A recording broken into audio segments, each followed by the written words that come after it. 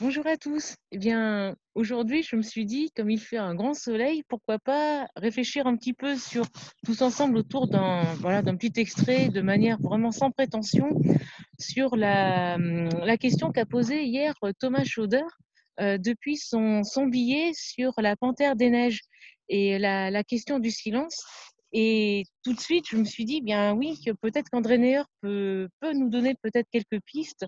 Alors, je vais vous présenter un petit texte d'André Neher, un petit texte d'un très beau livre qui s'intitule L'exil de la parole, du silence biblique au silence d'Auschwitz, qui a été publié en 1970. Et André Neher ouvre ce livre, il ouvre son prélude avec un commentaire très intéressant, j'ai trouvé, sur la question donc, du silence et surtout en fait un commentaire de Josué, donc chapitre 10, versets 12-13, lorsque Josué à Gibéon arrête la course du soleil. Et donc voilà, donc je vais vous lire ce petit texte et puis peut-être pourrons-nous y réfléchir et le commenter directement sur la page Facebook. Donc voilà le texte. Ce que la lumière et l'ombre sont à la lune, la parole et le silence sont au cosmos, et c'est pour cela que Josué, donc dans Josué chapitre 10, versets 12 à 13, en apostrophant le soleil à Gibéon, ne lui a pas dit arrête-toi, mais d'homme, tais-toi. Et le soleil se tut en effet. Il l'a mis au défi de sa vocation métaphysique.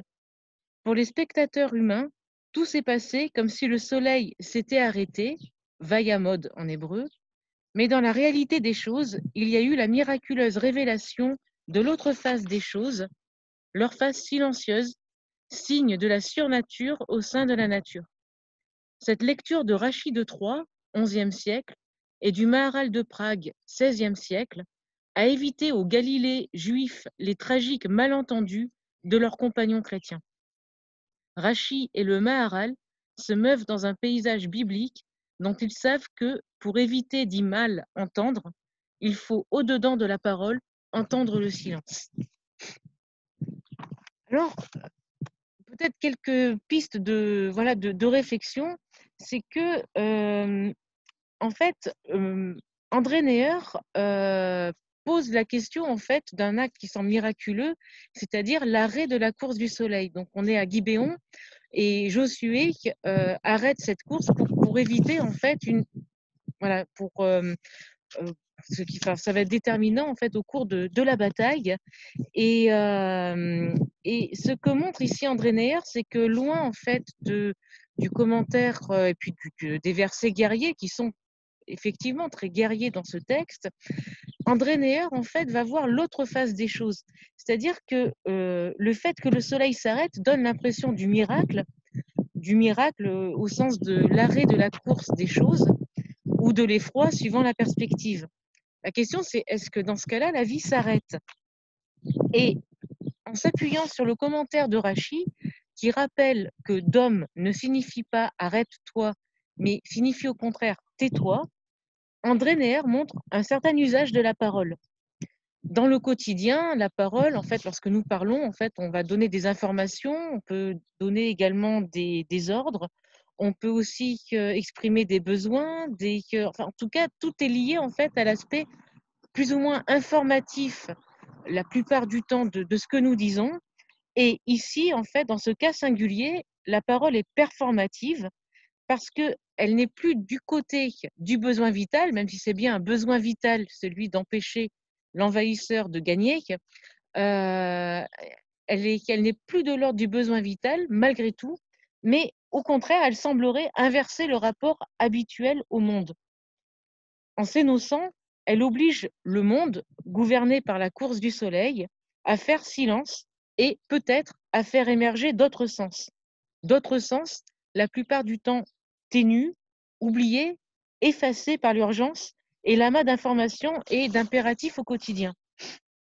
Donc, ce que nous montre ici André Neher, c'est que le silence n'est pas un suspens du temps ou une parenthèse, mais il révèle la face cachée. Une fois qu'il est révélé, c'est la face cachée du monde qui se trouve révélée, cette face cachée du monde où se trame par des paroles hors du visible quelque chose qui donne sens et qui donne sens depuis un imprévisible, une rencontre, un engendrement.